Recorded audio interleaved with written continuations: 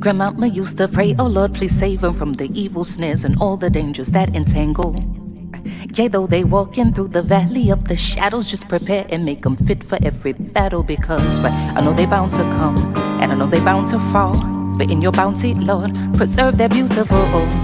Right, we still surviving off of grandma's prayers, surrounded by the jungle and the lion's den. Tread light, cause these traps is inconspicuous. They hide right in plain sight, thinking we don't see them when they linger. Look right beneath the surface, then leave a trail of corpses. Crisis, prices, your life a disposable commodity. Like living in a fantasy, conditioned to believe that the system even cares whether selling CDs or walking or driving or reading. Look, they don't need a reason. It's just you breathing and being black. When it's such a pretty fall, it don't seem like we falling at all, at all. It's just a GMO dream, where things are never really what they seem. Please cue the violins, tell them just to play me something pretty, cause this gritty city got me screaming bloody murder. Said it got me screaming. This gritty city got me on some. Look, get your hand up on my pocket. Distraction, so lazy they use the same tactics. Like condom with some trinkets, just don't let them get to thinking. That light bulb gets to blinking. You know niggas and ideas. Oh dear, my dear, you may not know me, but I know you very well. Foresight, they say hindsight is 2020. Well, tell me something, we gotta see that history is on repeat. And maybe it takes a beat and a melody to speak a little louder than the message in the clouds or the essence in the air. I swear, my God is just so clear that a system driven by fear can never give us nothing but more of the same things. Oh, when it's such a pretty fall, it don't seem like we falling at all. It's just a GMO dream, where things are never really what they seem. Please cue the violins, tell them just to play me something pretty, cause this gritty city got me screaming. It's murder. Got me screaming, got me. This gritty city got me on song.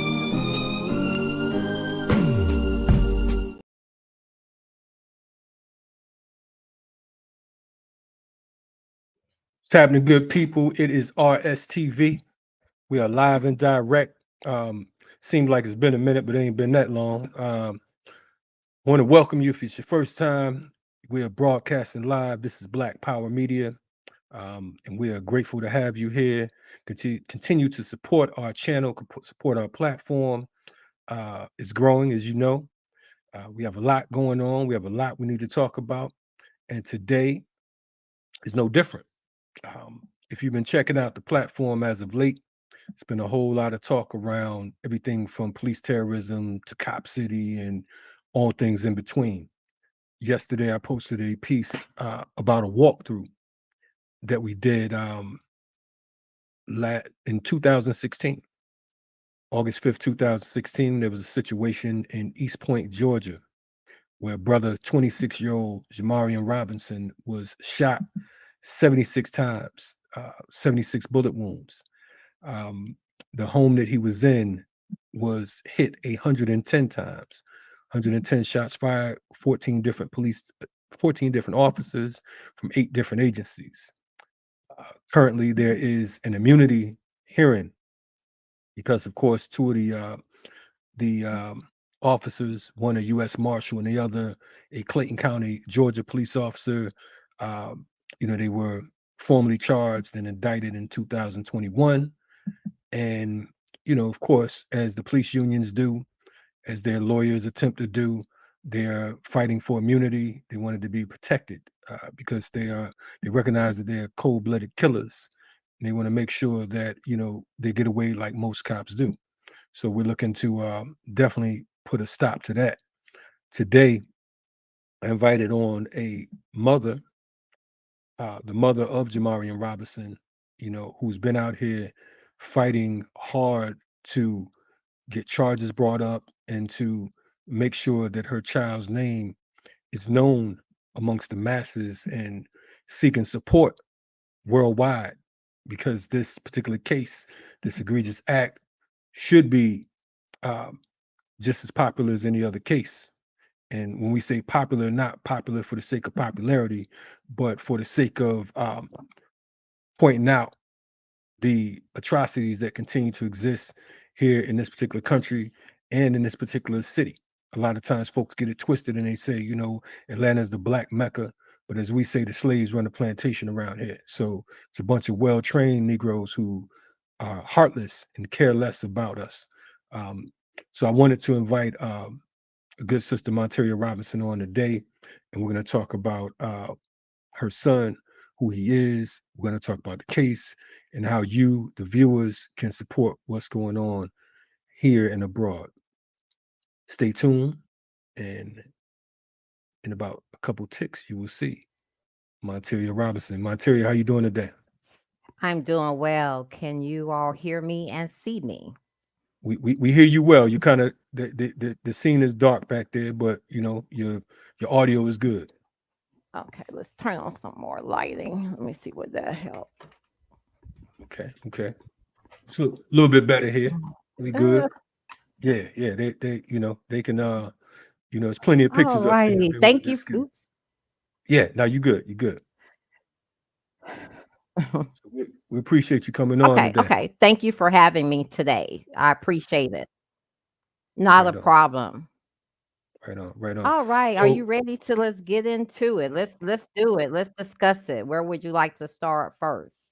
I really would like to and first of all, definitely appreciate you coming on because I know you've been extra busy and I know it's been a whole lot of work. You've been in these courtrooms, you've been banging nonstop since this situation and beyond, so I know that it's tiring, and sometimes the support is seems to be wavering. So we want to make sure that we at Mm, least do our part and make sure that that Jamarion's name is at the forefront of of people's memory. I want to start off by asking you, you know, uh give us some insight on who Jamarion Robinson is, we say, because of the mhm, fact, of course, he still exists. mhm. His rearing, you know, give us some insight. Who is Jamarion Okay. Robinson? Okay, so again, my name is Monteria Robinson. My son name was Jamarion Robinson. He was killed August 5th, 2016. Who was Jamarion as a person? I would describe him like if I was to describe him, I would say he's walking a walking person that always have a big smile on their face. Jamarian was killed at the time of his death. He was 26 years old. He was born April 1st, 1990 in Albany, Georgia. And Jamarian was the first grandson. So I come from a large family. It's six of us all together, my siblings and I. And so Jamarian was like the first grandchild. So he was like all our babies, So imagine not having a baby in the family because here we are, we're all grown. So we hadn't had a baby in the family in like years until, Jamarian was conceived. So I remember just coming home from the hospital on he was only 2 days old. I remember my sister and her best friend took him to the mall because that's just how excited we all were. When Jamarian was I'm gonna tell you this about two stories about him. When he was 3 years old, my mom always shared this story. When he was 3 years old, my mom took him to work with her one day. And so they were asking her coworkers, because my mom is a retired nurse. So her coworkers was asking him, he was three, like, what do grandmothers do? And he said, grandmothers bake cookies. And then she said, what do grandfathers do? And my mom said, he folded his arms like this and said, granddaddy's supposed to pay the light bill. That's what was his comment. And so everybody just bust out laughing because before my mom, left the house that day, she said, was telling my dad, make sure you pay the light bill. We're gonna be in the dark tomorrow, right? Don't forget to pay the light bill. It's due. And so my dad was like, okay. So he just remember overhearing that conversation. And so everybody bust out laughing. They started saying, oh, TV man, you are so funny. And he turned and looked at my mom. My mom said he turned and looked at her and said, who told y'all to call me TV man? We used to call him TV man because he Right. knew everything that came on. He knew everything that came on TV and what time it came on the channel and everything. He was only 3 years old. Another story when he was seven, my mom used to keep them during the summertime.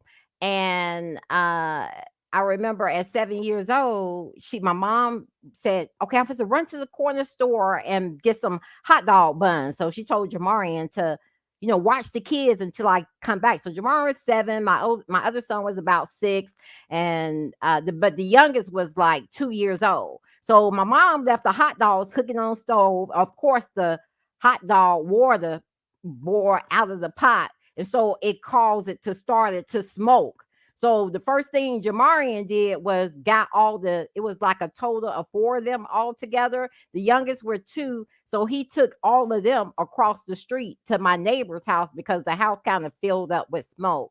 So that's one thing that I remember. And I'm going to also tell you about another story when he was in the 10th grade.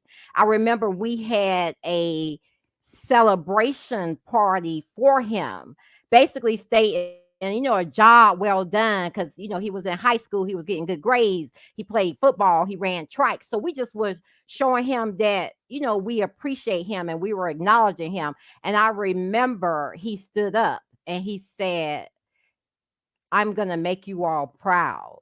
That was like, what he said. "Thank you all so much, but I promise that I'm going to make you all proud."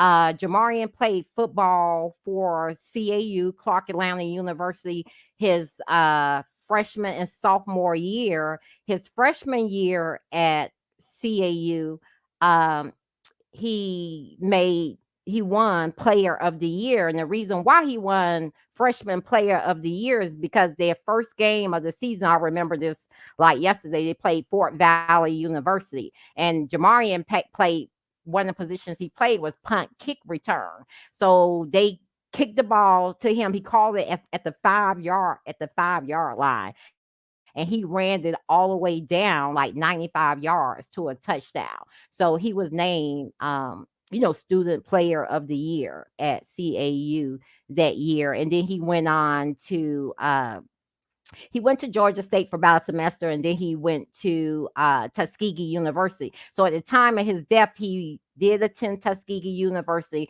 and he played football for Tuskegee University.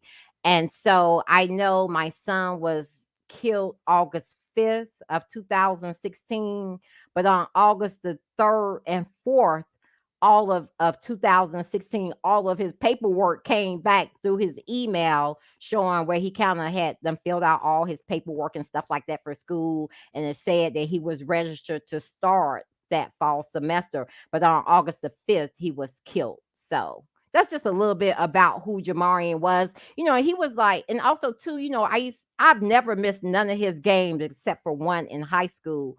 And I do remember his college games.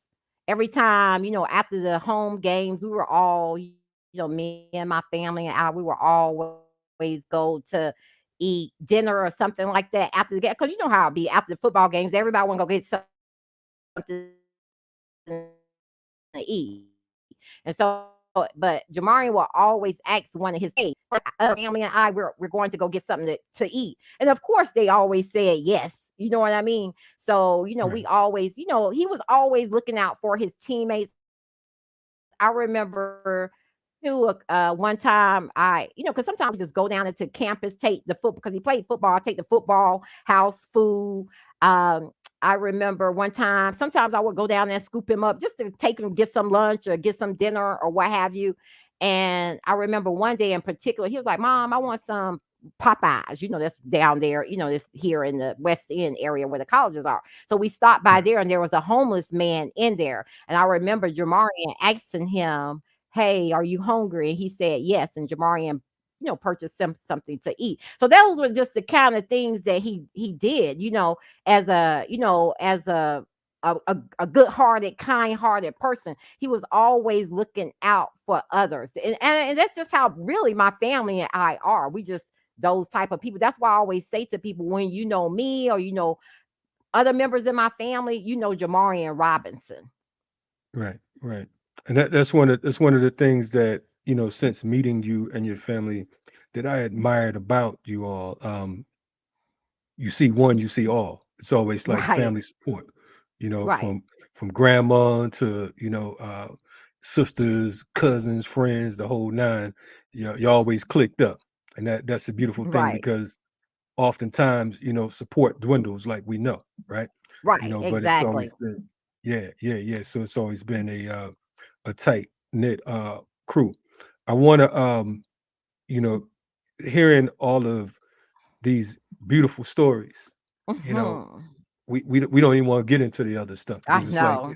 it's almost like a celebration, but of course, Yeah. you know, yeah, but of course we have to talk about the unfortunate part of this story, and I'm sure that just to his in his words, I'm sure that he's made you all proud, Right. Right. as you said that he stated that he would do.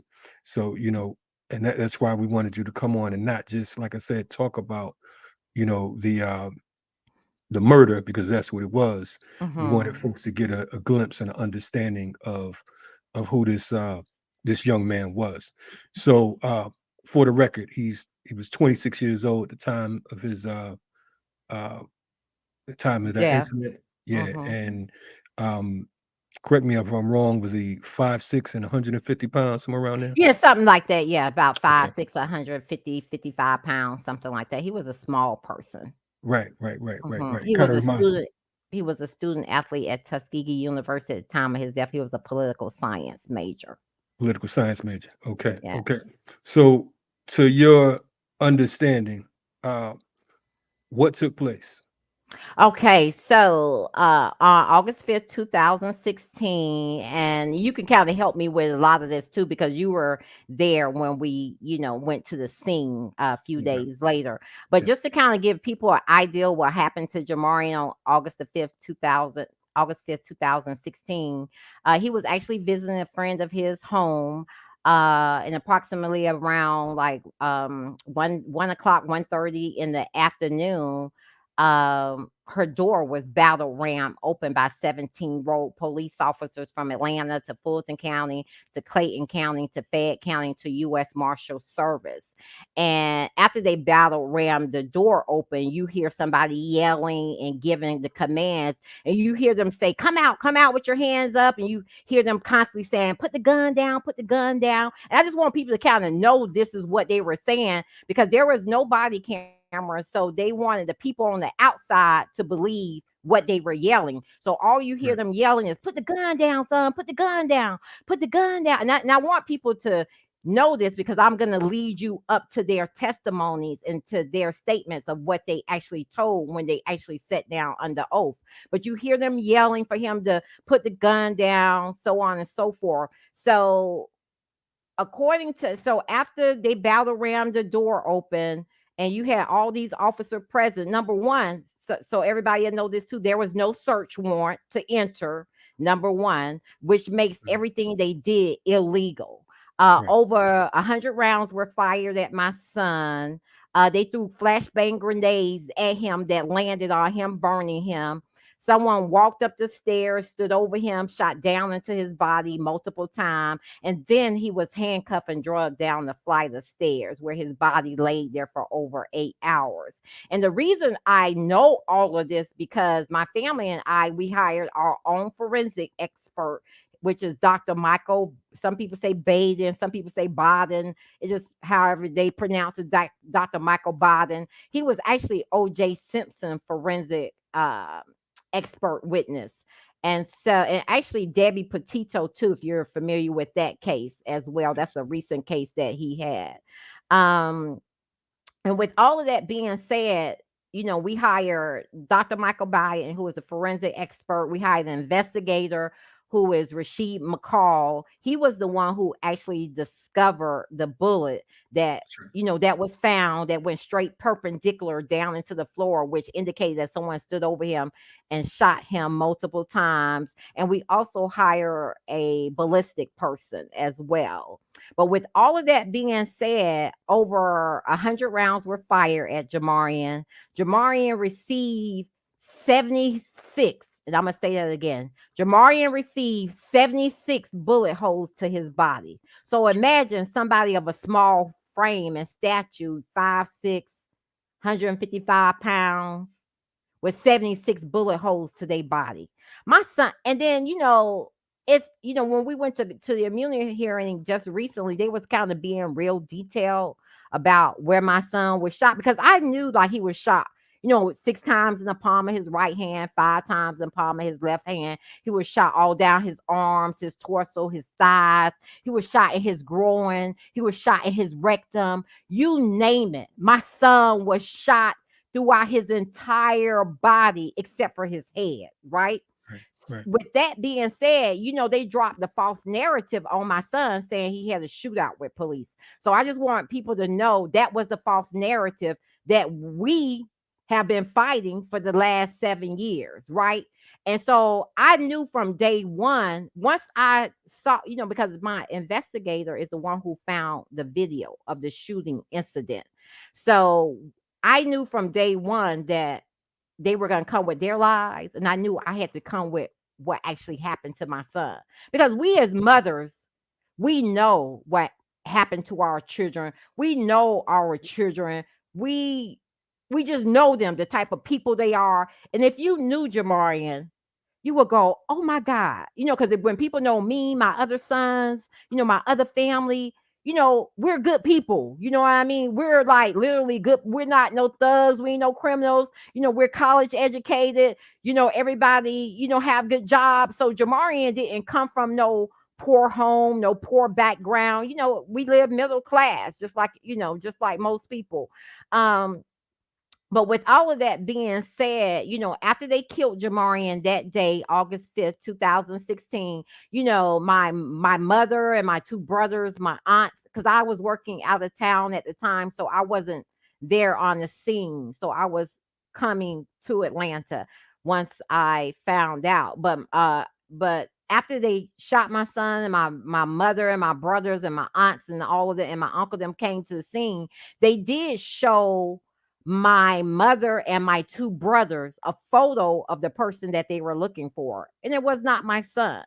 Right. My brother gave them a recent photo of, he was like, no, that's not my nephew. This is what my nephew looked like right here. So my brother airdropped them a photo, that photo with my son. He got on the white t-shirt with the kufi on. That was Yeah. like a photo. It was just a couple of days old of my son. Well, no, it was a couple of weeks old to be exact, because it was taken at my house, at my residence.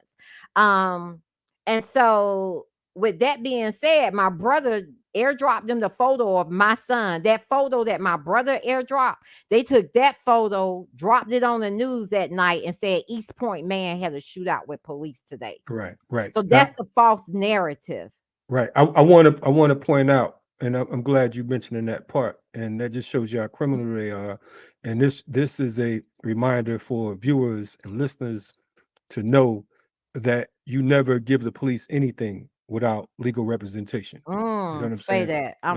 Without, yeah, because they will take it, They like and you use said, it they didn't even against have this you. photo. They had someone else, and it would have been great if they would actually drop the photo that they actually had of the other person who Right. they thought they were looking for, who they Right. said they were Right. looking for.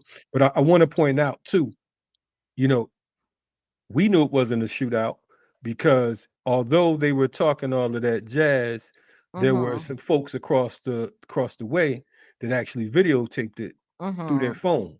And Mm-hmm. and and that particular recording is still online, but you can Mm-hmm. actually, you can hear them talking about what they thought was a shootout, but you can listen to all the rounds being fired, and there was nothing being Mm-hmm. fired from the house except for those Mm. last couple rounds when they stood over his body.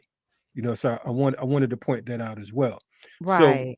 so this takes place. What's the next step? Because I remember, as you mentioned, we did the walk through the home maybe about 6 days later. And Mm-hmm. definitely Rashid, who I've been knowing for decades, was an excellent For investigator. investigator, yeah. Yeah, yeah, he came through. He pointed out all the bullet wounds. I mean, not the bullet wounds, but the bullet holes throughout the home. Mm-hmm.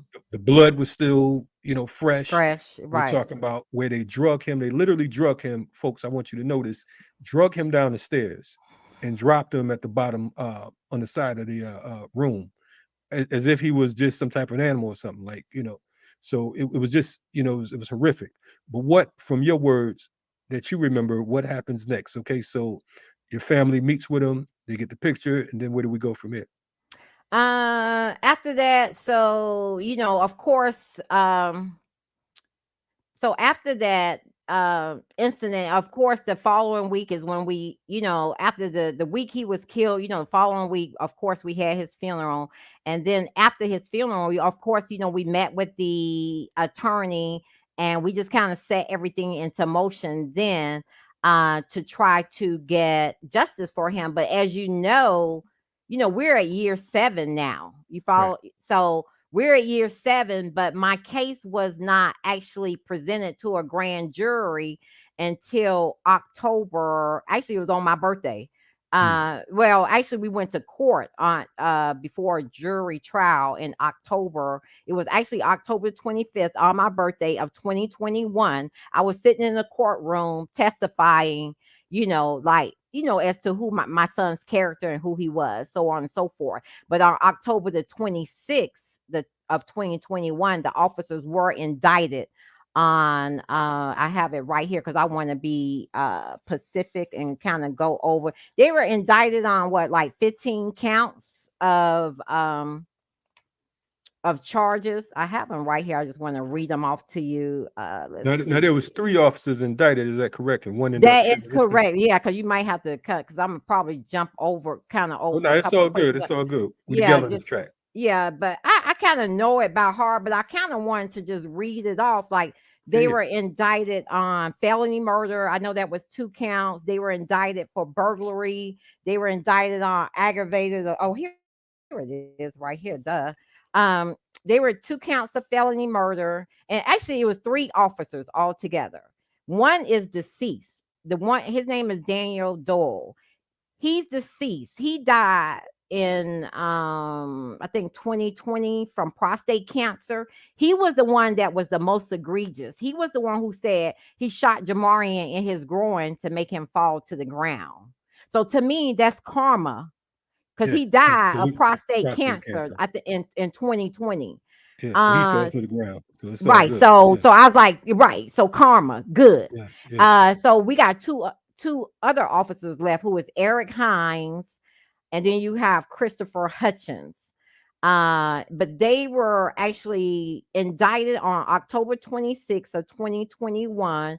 They were booked in on November the 3rd of 2021, and their bond was only $50,000. And they had 2 counts of felony murder, 2 counts of false statements, aggravated assault, burglary, 6 counts of violation of oath of a public officer, aggravated battery, and obstruction of law enforcement. So those were like all of their charges. The medical examiner, I just want to point this out, ruled that the disposition of this case, she labeled it as violent. Hmm. Like, that's what she labeled. Like, it was a homicide, but she labeled it as violent. Like, that was her very own words, that the medical examiner um noted that this case is being violent. Right, right. So how I want to ask, like, how did those charges come about? I mean, how were they actually found guilty? Like, what led up to that? Because there was like what, like 14, 17 officers or something like that. Why these 3? What Because these 3, they were the shooters. That's why they got these 3 for right now. right, uh and do I Yeah, for right now they got the 3 shooters. But to me, you got to get all the parties involved, even a person who initiated and started this whole thing. And so that everyone is aware too, my son did suffer with schizophrenia paranoia. He was diagnosed in December 2015, and so the officers were aware of this. They were aware that my son suffered from schizophrenia paranoia before even approaching him, because they reached out to me prior to even the incident happening. And it was on record that my son suffered from a mental illness, schizophrenia, because he poured gasoline throughout our home in July of 2016, like our top level. He just poured it all over the floor because he was having an episode. And right. so I didn't know what was going on. It was like 2 or 3 a.m. in the morning. I just woke up to the smell of gas. And so of course I just dialed 911. And so when they called me about that, the officer called me like on August the 3rd to kind of, actually he lied to me when he called me. He kind of told me he was with Gwinnett County, which is the county I lived in. He was with a special unit that worked with the mental ill, da da da da. And I just told him, I said, I said Jamarion is a good kid. He suffered from a mental illness, schizophrenia. I just went into detail. I said he's a Right. good kid. I don't want this to count against him. And then I said, well, I asked him, I said, is it something that you can do? Can you help? What can you do? And he was like, oh, what we need to do is get him back in here, get him back on his meds. So, and I said, okay, I agree. So he asked me for Jamarion phone number, and that's actually how they tracked him to Mm. that apartment. So just to be clear, Yeah, but yeah, come to set it up find basically. that, Right. yeah. So, and he set everything into motion, Stephen O'Hara. So to me, with him setting everything into motion, I don't even think that he informed, and then he may have, who knows, you know what I mean? That did he inform the other officers that, okay, this kid suffer? Because to me, Jamarion is only 26 years old. He hadn't lived his life. And to us, our kids that's under 30, they're still like kids or children to us. We still call them our kids, our babies, our, he was Right. still a kid. He hadn't begun to live life yet. And at 26, and I want to do a comparison, being that we're talking about that, I want to do a comparison of Jamarion with Robert Long. Robert Long is the killer who killed the people in the spa. I think Right. in, what was it? It was recently, was it Cobb County. 2022 that this Yeah, yeah. happened? I Or think it's about yes, 2021, somewhere one around or there. 2021, Robert Long killed the 8 people in the spa. So think about it. You got Robert Long. I'm gonna do Robert Long, Jamarion Robinson. Robert Long killed 8 people. Jamarion killed no one. Robert Long had a gun. Jamarion did not have a gun. No shots were fired at Robert Long. 110 shots was fired at Jamarion Robinson. Same Robert state. Long get to see his day in court. Jamarion Robinson don't get to see his day in court. Robert Long was arrested without incident. My son was killed on the scene. Robert Long, white man. Jamarion Robinson, black man. They both happened in Atlanta, Georgia. Robert Long is a killer. My son was just a student athlete at Tuskegee University. And I can go on. I can do the same thing with Dylan Roof, who killed the people in the church, so on and Right. so forth. You follow what I'm saying? So here it goes. You got Dylan Roof. They escort him out, take him to Burger King. Our black kids, I don't care what they do. It could be something minor. They come out in a body bag. Why is that? Right. Right. Right. So basically, so they found no gun. So Well, for a clear. gun was found on the scene, right? So let's Of talk course. about Right. that. Let's Right. talk about that because I got some um paperwork here. I'm gonna take it from the court case documents, case one. This case number 118 CV 00131. And let's see, where will we start? I'm gonna kind of read a few things from the court documents. It states that, it says, despite the evidence presented by the plaintiff, and I'm the plaintiff, the court states that plaintiff facts are insufficient to create a genuine dispute as to whether Robinson had a weapon, and that no reasonable jury could conclude that Robinson did not have a firearm or point or fire towards defendants. How the court could reach this conclusion is puzzling. If a lack of fingerprints cannot demonstrate conclusively that Mr. Robinson did not fire the weapon, then how can Mr. Robinson blood on the weapon demonstrate conclusively that he did? And then I'm going to read another insert. It says, plaintiff expert, I'm the plaintiff expert, found that the weapon allegedly fired by Mr. Robinson was inoperable. So here's what that fact state. It says, second, The weapon allegedly operated by Mr. Robinson, the High Point 380, along with its magazine, was physically and chemically processed for latent prints, and no prints were found. I'm going to read Mm. that again. Was physically and chemically processed for latent prints, and no prints were found. In other words, there is no evidence that plaintiff shot his firearm at the officers. And I'm going to read one more insert. Let me see. So it says plaintiff presented evidence calling into question defendant's credibility. It says plaintiff presented evidence that defendants lie about the central issue in the case, using deadly force against Mr. Robinson when he admittedly posed no threat, casting serious doubt on the narrative presented by the defendants as to Mr. Robinson holding and firing a weapon at them, stating that Mr. Robinson did not flinch after the flashbang detonated. Hines deposition.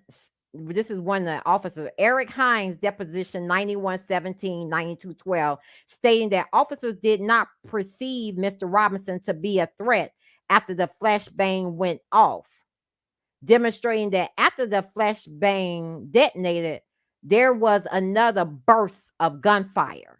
So in all of their depositions, they all stated that after the flashbangs were detonated, no one fired any more rounds at him. But you can clearly hear, I wasn't sure if you were going to play the video or not, but if you could clearly hear after the flashbang was detonated, couple Couple of shots minutes, just fired after. about a couple of seconds, I think about 20 seconds or so later, you hear pop, pop, pop. You hear like Right. three more shots fired. So It recently, was. during the immunity hearing, everyone that got on the stand, they said that no one shot after the flashbang was detonated.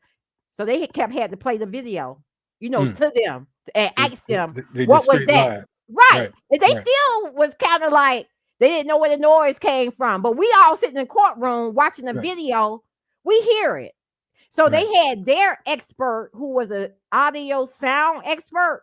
He came in and testified that it was more rounds fired after the flashbangs was detonated. And that was their expert. That was their expert. I mean, there was no expert necessary because we all heard it We on all can hear it on the video. clearly. Yeah, We he was all can hear it clearly. right. So the thing is, so and this is the wild part about it because when the incident takes place, the people across the courtyard, like I said, they're recording and they're having their little convo back and forth, this Mm-hmm. couple, whatever. But we hear the officers clear as day saying, "Put the gun down, son," and just all of this. I'm gonna just call it what it is, bullshit. Right. You know what I'm Right. saying? Because they're making, and this is how they always do. And I need folks who haven't encountered the police to understand. One thing they do when they're about to attack you is they Mm-hmm. tell you to stop, stop resisting, stop Mm-hmm. resisting. And we've gone through that on numerous occasions. It's always stop resisting. When you hear him say that, it means it's going down. You understand what I'm saying? And to listen to this video, um, we don't have it right here right now, but Mm-hmm. you can easily find it online, and I might add it to this later on. But you can hear, like I said, this couple in the background, and you can just I mean, it's ridiculous. I still may try to pull it up, but so in the courtroom, it's pretty much discovered that now this is during the immunity hearing. You're saying?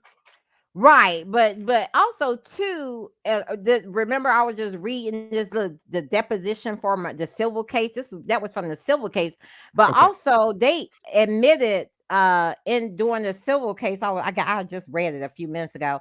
I was trying to find it, but all the officers admitted during the civil testimony that Jamarion fell to the ground after the second volley of rounds were fired, which Right. means 20 shots were fired at him, right? So why did they shoot another 80 more or maybe 90 something more rounds at him? If in their statement, they testified that Jamarion fell to the ground, on the after 2 rounds on the second volley of gunfire. And if that's the case, why in the, I was about to say, why in the hell did they shoot another 80 or maybe 90 something more rounds at him? Yeah, Why? yeah, yeah. Why? Because Like why? yeah, he was literally shot in both hands 11 times together, all together. Right. So you had 6 in the right hand, I believe, and 5 in the left. So clearly, just like the situation with Torty out in the Forest Defender, Uh-huh. who Oh was shot yeah. with his hands up.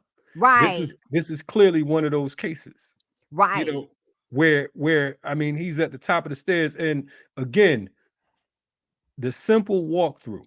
We Mm-hmm. walk through there with attorneys, organizers, um, like you said, investigator Rashid McCall, and you can literally see it. Just looked like it looked unbelievable that it Mm. was one group of people shooting at one individual. The One bullet person. holes all up and down the steps, the back room, the side of the walls, everything. But I they mean, admitted too during the immunity hearing that no one never like entered the apartment. They even admitted that no one never went upstairs. They said that throughout their whole testimony. No one never went upstairs, number one. And number two, the GBI, they didn't even turn in all the evidence that was discovered too during the immunity hearing. Like they found like other, how to say it, they were found like other bullets, like shell casing that was in the back bedroom. I don't even know if you all even noticed it or saw it because I don't think yeah, I don't know, but it was found in the back bedroom because it showed Jamarion, how to say it, maybe his skin or something that went through the yeah, wall. So yeah, because they, yeah, yeah, so that indicates that somebody was upstairs. Like right, they were upstairs. Somebody right, walked up the stairs, stood over here, and shot down to his body. So I think what they're trying to say, oh, the bullets that was discovered in the floor came from somebody else, like no, because they no, left the there was apartment unsecured. So that means somebody else went in there and shot bullets down into the floor. Like so, nah, that's nah, what they're trying to pass off basically to the judge. right, no, and Yeah. I think that if I can recall, Rashid when he had cut the rug out where he found those casings. Uh I huh. think it was a Heckler and Koch or something like that. I believe, if I'm not mistaken, which Mm-hmm. which would have been from one of the officers' gun. And indeed, we did see Right. we saw the fragments on the in that bedroom, like you said. Right. We can see the blood That matter. none of that was turned in. Like the Oh wow, GBI didn't even report that.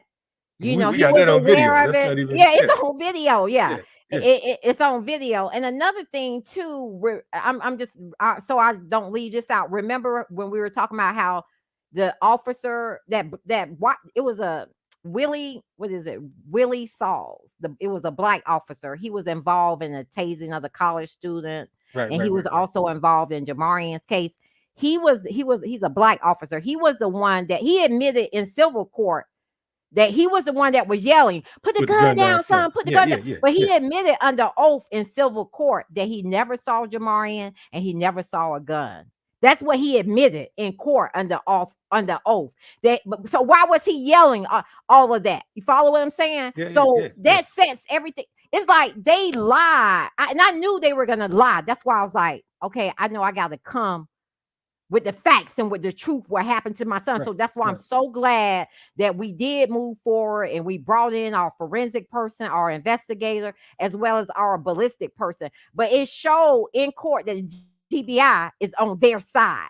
And then Oh yeah. another thing that pissed me off at the immunity hearing. So this is just recently. So are you ready to get into that Yeah, portion yeah. of the Let's case? go. Are you Let's go. still trying to Yeah. build till Nah, we nah. get Let's go. okay? So we Yeah. did have the immunity hearing last month, May 23rd through the 26th.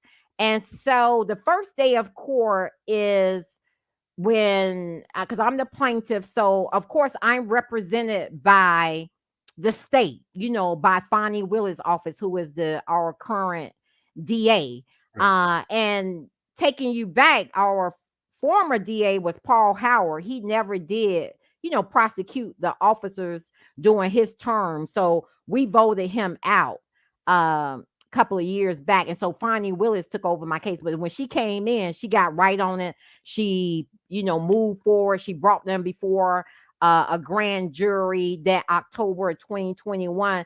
But that April of 2021, my civil case, the judge ruled in the officer's favor. So he sided with them in my civil case. And so that was in April of 2021. But in October of 21, they were indicted on all them 15 counts, right? So, of course, my attorney did appeal my civil case. And so it went back before appellate court, which was 3 judges, right?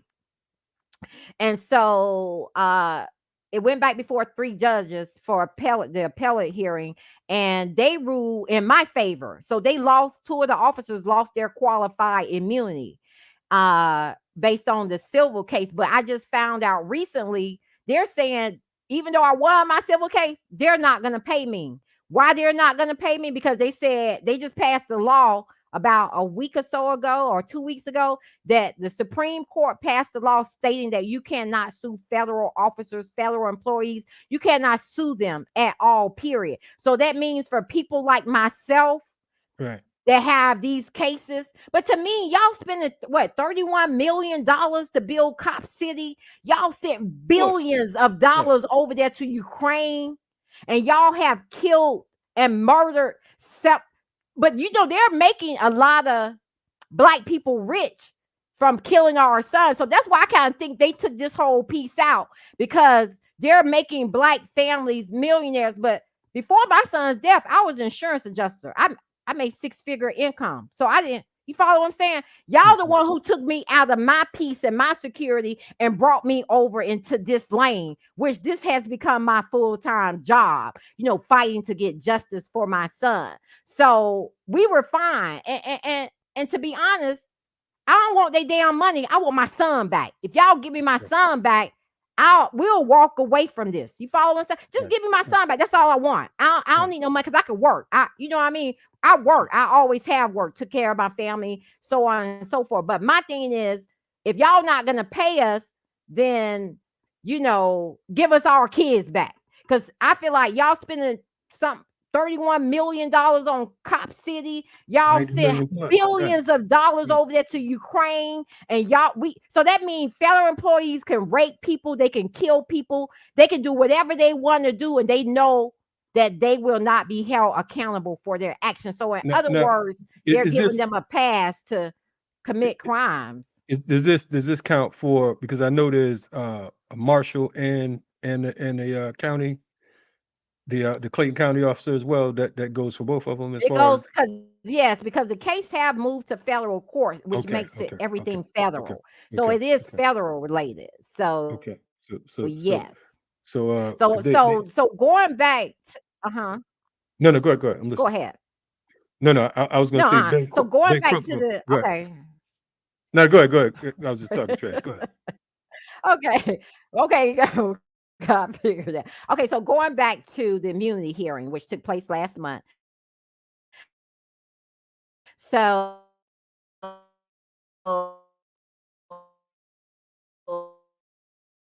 you freezing up. And the immunity hearing.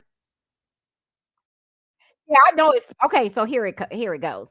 Okay, so the immunity hearing is to grant the officers immunity. So if they're granted immunity, that means I lose, they win, in other words. And so we cannot let that happen, because of course they're up there telling their false narrative, their lies. But the thing is, when I say my team from the DA office, when I say they the bomb, they're the bomb. And so the first day of court, my team presented because they want to bring the case back to state court. And the reason they want to bring it back to state, for many reasons, because number one, you got the U.S. government and you got Department of Justice. They've been coming, like whenever we go to court, they sitting on side with the killer cops, basically stand, and they got up on the stand and state, well, not on the stand, but like on the floor at the podium, and said, we're in support. we stand with the officers, so on and so forth, that they support them, they stand with them. But to me, that's like a form of intimidation. Y'all come sitting in the courtroom to intimidate the And judge they to said make her that rule in favor of these role officers. So to me, why is the DOJ and the US government sitting with killer cops? You follow? Like, to me, y'all supposed to be for the people, what's right. hold on. Not so I I need you to I need you to repeat what you said because you said okay. you just said that they stood up in the floor and said they're Yeah, there to but support us. not this time, but Right. the last time, we're not doing the immunity hearing. They were Yeah. there present at the immunity hearing, but they came to, I think is when we went it was when we were moving the case, when they were trying to determine if the case was going to move to federal court. Right. Right. So that happened like on last year sometime. So they came to court on last year. I think it was like September of last year when they came to court, and to determine if the case was going to stay in federal court or state court. So they asked the judge if they couldn't approach the podium and speak, but basically they just got in. It was someone from the U.S. government. He basically just got up and stated that they stand in support of the officers, and basically, because they never did their own investigation. They never charged the officers, or they didn't do their job. They They didn't didn't do care. their due diligence Right. based when it comes, because they supposed to have done their own investigation too. You follow what I'm saying? So the DOJ, the U.S. government, the federal government, they were supposed to do their own investigation into this act, because we submitted documentation to them about what happened. I've done the petition. I got over 100,000 signatures in 30 days. Like, I've done everything we sent letters to them. They never responded back to us in reference to my son case. So in other words, they basically closed the case saying it was justified. But they did get the civil judge, Timothy Batten, to rule in their favor. He found the officers to justify. So that's why we had to appeal it, the civil case, back in 2021. So that's just a whole nother beast right there. So I'm fighting a civil case and I'm fighting a criminal case, because what people have to realize is two sides. You have your criminal side and you have your civil side. And as I stated, I won my civil case, but they stated they're not paying me because you cannot sue federal employees. And so, Yeah, uh-huh. this is so insane because, and I'm glad you're on here today because I'm thinking about they just had uh, the the vote over at the Atlanta City Council, and it was 15 hours, and the people spoke out and said, we're not vote. We don't want the funding. We don't want that funding to go to cop cities, so on and so forth. And they still said we don't care. We voted for it. Now I'm hearing from you, these police unions, uh, and the attorneys and other officials standing up in court saying that they're standing on the side of these killer cops, knowing Mm-hmm. damn well that they're guilty.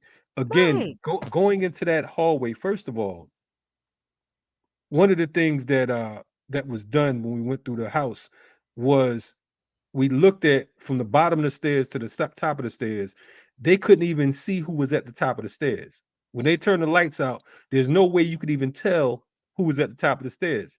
So with that black cop that you're talking about yelling, "Put the gun down, son," it was straight theatrics. Yeah, I'm talking that's about it. insanity at its finest. And the hallway was so narrow that all the cops couldn't even get up there if they wanted to. It would have filled up the whole damn thing. They just literally opened fire on this young man, and it's like you don't even need any evidence to prove it. You know what I mean? And It's it's like so obvious, it's so blatantly right there in your face. And if you could just hear what they're saying, and even if you read their police reports, like after they killed my son, they wrote right, their own interpretation of what happened. I think it was like the next. I remember reading it. It was like I think August the 6th, or no, I think it was written on August the 8th. They wrote their right, own version of of a what version, happened that right, day. You know right. what? It sound When you read it, it sounded like third graders wrote it. Yeah, yeah. I That's mean, what it sounded like. It just sounded yeah. like a made up story that you just Third graders created might out have of, wrote it. They because might have got their this is kids to what write it. in their story they said that, oh, when we shot at him the first round, he got back behind the wall. Then he came back out. We shot him some more. Then he got back behind the wall again. Then he came back out. We shot him some more. Then he got back behind the wall again. How does that's what they? I'm just telling you what they say. That's What you what I playing read. peekaboo? I They mean, were like, just They kept saying he kept getting behind the wall, getting coming back out, getting behind. But think about from and this takes me to my second portion of what I wanted your listeners to know. My son was shot in every part of his freaking body. So how is he moving? They even stated in court when they shot him so many times, he lost 3 inches in his height. damn. That's just how his bones broke up. But so how is it that he was jumping back and forth behind the wall trying to hide from y'all? And even the GBI agent stated to us when she called us after they killed my son a few days later. She even stated a gun was found on the scene, but I don't know who shot. She just said, but I don't know who shot it. So it's obvious if that gun was shot, they shot it. Because my Exactly. son came out, and just to let your listeners know, my son didn't have any violent crimes. He wasn't a felon. He has a motorcycle. I still have his motorcycle. He has a car, so he always gets stopped for speeding. So he always just have a lot of speeding tickets, basically. But just so happened, he had just got his speeding tickets cleared where he was on probation for him, basically. But that had just happened that month that he was like the end of July, like the month he was killed or what have you. So my son, I mean, like he wasn't a felon. He wasn't Right, a right, killer, like they're right. trying to present him to be to the people, or he's the bad guy. No, y'all the gangs, y'all the killers. You follow what I'm saying? And then you Yeah, got the U.S. government. Don't they work for us, the people, the community? Why are they sitting over there with rogue killer cops? Basically saying, yeah. oh, we in agreement with them. So y'all done took y'all hoods off and came and sat in the courtroom next to y'all other gang members, basically. Yeah, yeah, yeah. Now that's exactly what happened. That's exactly what happened. So where's the case now? I know that Uh, there's okay. yeah. Tell Okay, us what. and I'm not sure how much longer you have. No, go ahead, go ahead. We good. Just another thing I want to bring out from the immunity hearing. Um, they asked the police officer Stephen O'Hara, the one I spoke with. He did get on the stand and he testified that there was no search warrant, and they asked him why there was no search warrant. You know what his response was to that? He said he didn't think about it. He said out of all the hundred and something cases that he stated that he's done in the past, he didn't get a search warrant for that day because he said he just didn't think about it. So you just, I mean, and it wasn't even, I mean, it wasn't even a no knock warrant. It was nothing. So you mean to tell me y'all just showed up with a batter ram and over a dozen pigs, and you just decided that you're gonna knock this door down, and all you had was a picture of someone else? That was that was the passport. You come in with a picture of someone that it's not even your son. You ram the door down, and then you say you didn't have a search warrant because you didn't think about it. Hmm. He's not being indicted either. I mean, I don't even understand That's that who logic. we getting his ass next. Oops, Yeah, we I getting hope him so. next. Yeah, Yeah, he was the one who set everything into motion, and then he right. lied about. Even when I read his statement, he lied in his statement. Saying that told him that I was afraid of Jamarion. I'm a black mother, and I'm old school. I didn't play them games. You can ask my sons now. I ain't scared of no damn body. My sons still do what I tell them to do. Let's make that clear. You follow what I'm Right, saying? right, And my right. sons, they were trying. Like I read his statement. He said I told him that's a lie. Cause for y'all that know me, y'all know I ain't scared of nobody. Right, You right. know what I mean? And I don't play them games. I'm an old school mom. You probably in my same age group bracket. We had old school parents, and we Right. raised our kids old school. They got spankings when they did stuff wrong, and when they did stuff right, we congratulated them with something. But they all admitted that well, no, I'm thinking about the judge. The judge asked Stephen O'Hara when he was on the stand, like, what did you all do to basically accommodate Jamarion, being that y'all knew he suffered with the mental illness. You know what his response was? That's why we did a knock and an announce.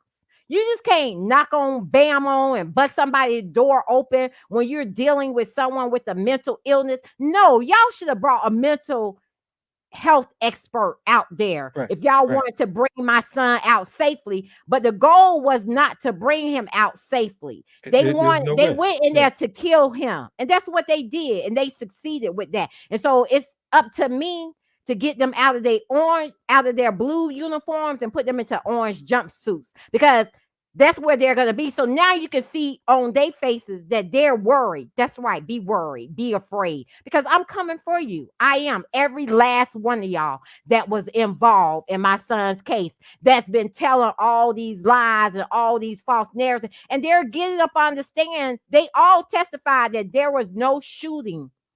Like their bosses, they all stated, no, there was no shooting after the flashbang grenade went off. There was no, they all said that on stand. Play that video in courtroom. Like they played about maybe 3 times, Yeah. maybe 4. And they threw 2 flashbang grenades. Is that right? Yeah, it was like One. 2 that was thrown up Right. there. Right. Right. Yeah, Right. I know Yeah. one landed on him. Yeah. And Yeah. then Yeah. Yeah. Yeah. they stated that they sent a throwbot up there too as well, just to see if he was moving and all of that kind of How the stuff hell like is he that. moving? And you shot him. You shot into the house 110 times. Right, He got exactly. 76 wounds in him. He was a little man. It's not even like, you talk about overkill. Like you said, you just said, and I want the audience to reflect on that. You said that they shot him so many times that he lost 3 inches in his height. I mean, Yes. that's And think insane. about it. So they said so how they like, come on now. We not slow. You shoot somebody throughout, especially a man, you shoot him in his rectum, in his groin. Anybody, even a woman. Yeah. You done shot up his whole, and so how he's having a shootout with y'all? And y'all done shot him in his entire body. Like, come on, it don't take a rocket science to figure that out. Y'all shot him in his groin and his rectum. I didn't even know. That just makes me so angry. And that's why I'm a clap that Daniel Dole died from prostate cancer. Hey, I'm with you That's on that. karma. Yeah, he can And rest the in other peace. ones, they got their karma coming too. It's Yeah. coming. Yeah. It's He it's and he came definitely out his coming. mouth. He came out his mouth and He actually said it. said it. He said it. He shot him in his groin to make him fall to the ground. That's in his statement. Wow. Can you Wow. believe that? And then he died of prostate cancer Yeah. himself. Yeah. But that Good goes point. to show like what they think about us as Yeah. black people, black women, black children, black men. You follow what I'm Yeah. saying? Yeah. They Yeah. wouldn't even do that to a dog. If you kill a dog, you get jail time. Right. So y'all gonna kill a human being. But what kind of people, what kind of human being can do that to another human being? Are they humans? You can't Are be they because humans? You I can't be mean a human. because even with what you said, not only did they shoot him 76 times, but like I said, we were on the steps. We can see where they drug him down the steps. So you didn't even have the decency to have the medics or anyone pick him up with honor. You disrespected Right. him after he was By gone. drop. Yeah. Yeah, it wasn't like y'all lifted him and you could see blood drops. No, you can Right. see. No, they drop. I mean, They probably I feel like they took my son by his head, grab him by his head, and just that's just how I see it. And they just pull him down the stairs step by step by step by step. And they yeah, tell it, they false narrative. They say he didn't die upstairs, really on the, what is that on the called? ledge right there. Yeah, yeah, Yeah, they the say top half of step. his body was on the stairs and the other half was on that foyer portion up Right, there. But you right. can see, even from the wall, you can see where his handprint Yeah, went down that yeah, wall. yeah, Like yeah, that's where he yeah. died, and he died right there up on that level. But let them tell they lied. Well, they already said it under oath that half of his body, if half of his body was on the stairs, let's just play this out in our own head. If from his, I would say, waist up, how did he get shot in his groin and his rectum and all of that if he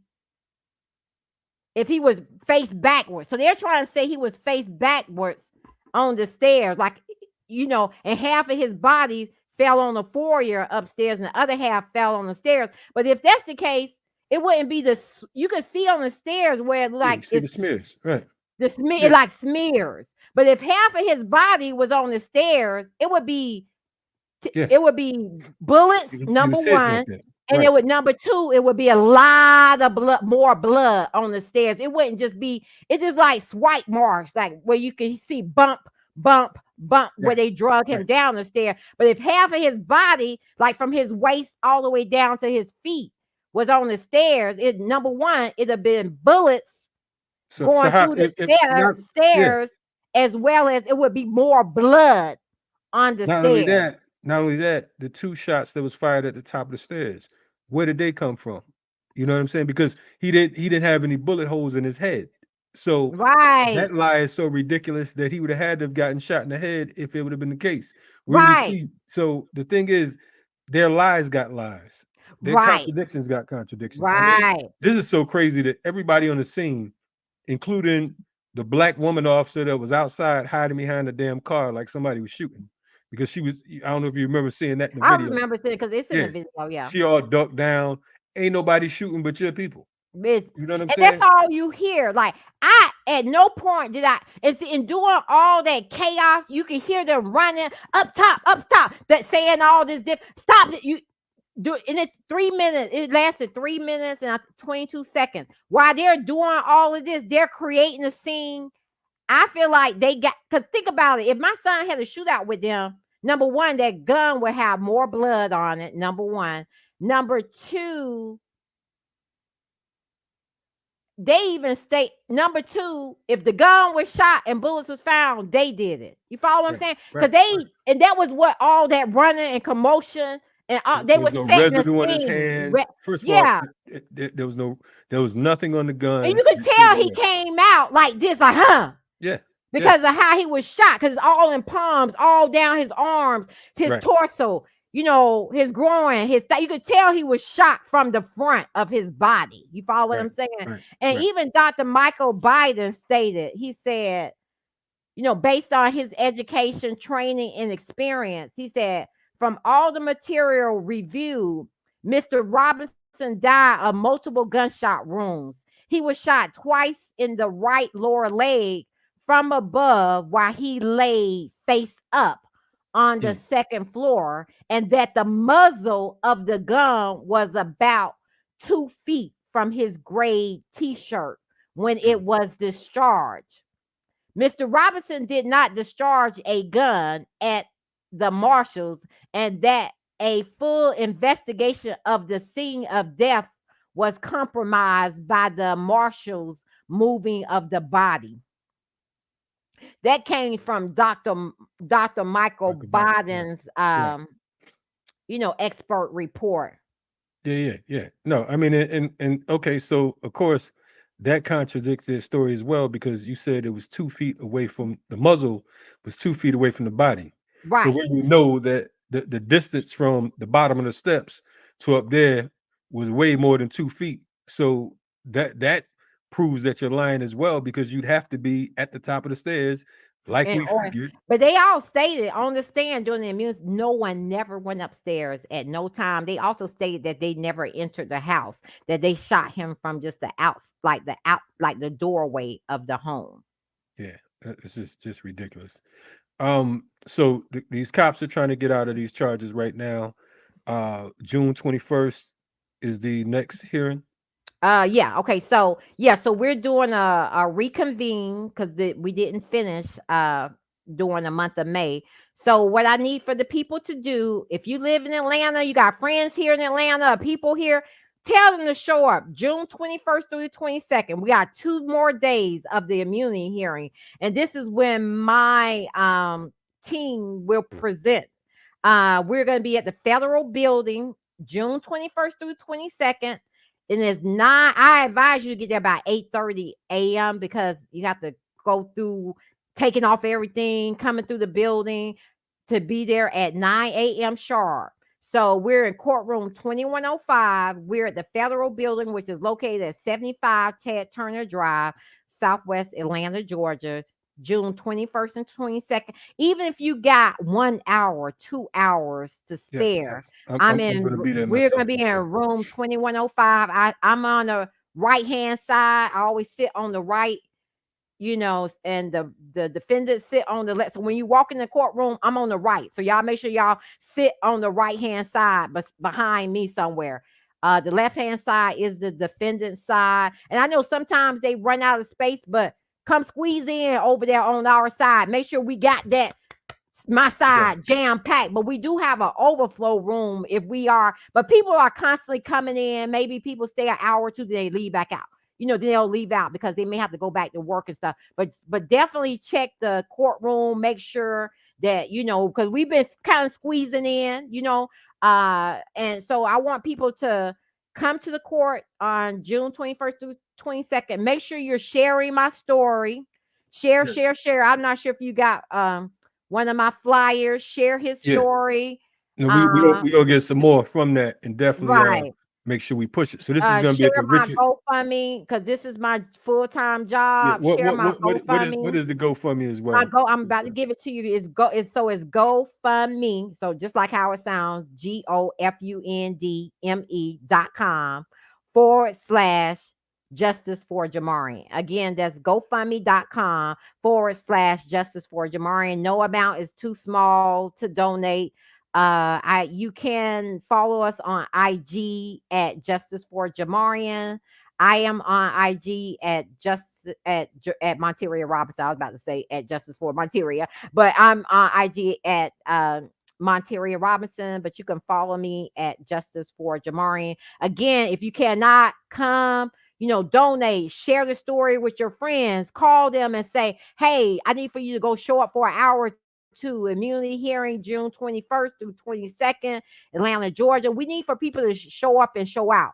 And this case it's going to set precedents because all the other cases that's coming after mine or cases that follow my case, because there was some other cases here in Atlanta that may have been a little bit before my case or a little bit after my, like where the kids was probably killed in 2015, 16, 17, 18. This case is gonna set precedents for y'all case too. So Right. you all made the mothers, the families show up too and show support, because if if I lose, we all lose. In other words, you follow what I'm saying? So this is very important that um the city of Atlanta, just because my story didn't make national news doesn't mean that it's not important. Because think about, they don't want this case to make national news or world news because it's one of the most heinous cases ever. You follow what I'm saying? And they got the right mother this time. They got one that's gonna stand up and fight back. And that's what I've Mhm. been doing this entire time. And no, I'm not swayed. I'm not scared. I'm not moved by them. And everything you do in the dark, it eventually comes to the light. And that's what my case is currently showing. That all the lies, the false narrative I've been fighting, because people think about in the beginning, only people that was with me was the community activist people, such as yourself.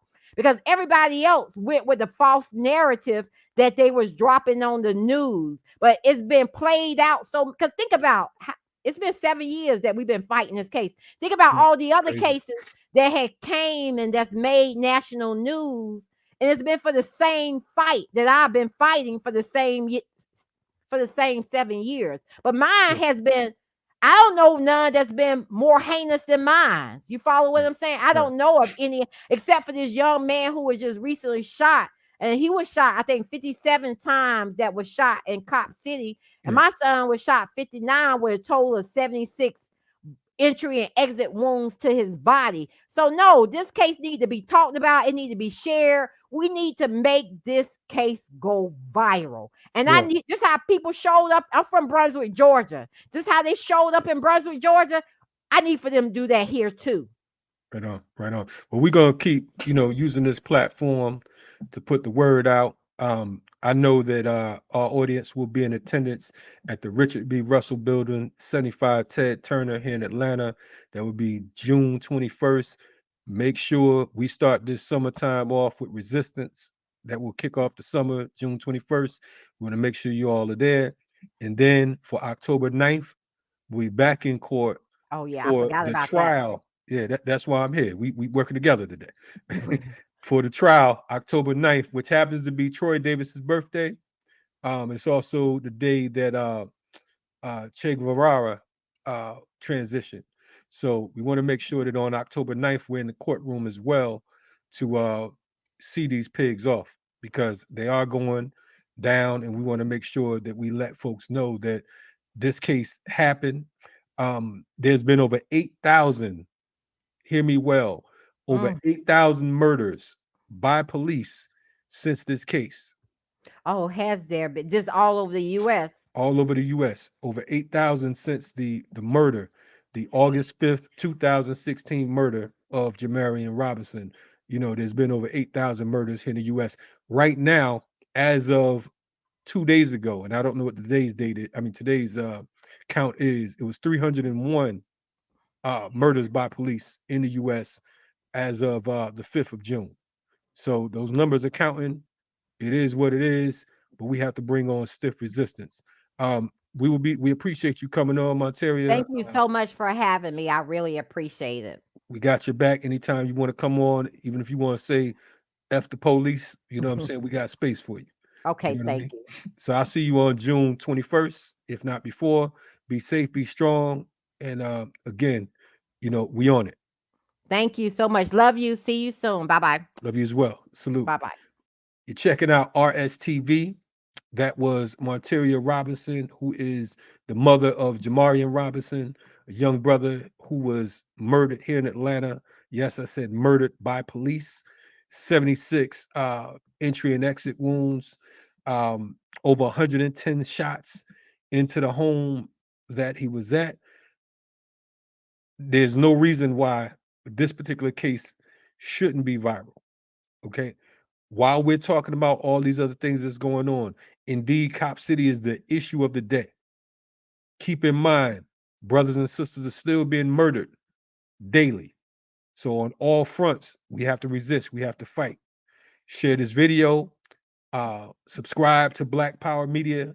Stay in tune with what's going on, not only with Monteria Robinson and Jamarion Robinson case, but all the cases that we could think of worldwide. We're here for it. We appreciate you joining us today. Y'all stay on point. Until next time, RSTV, stay tuned. We out.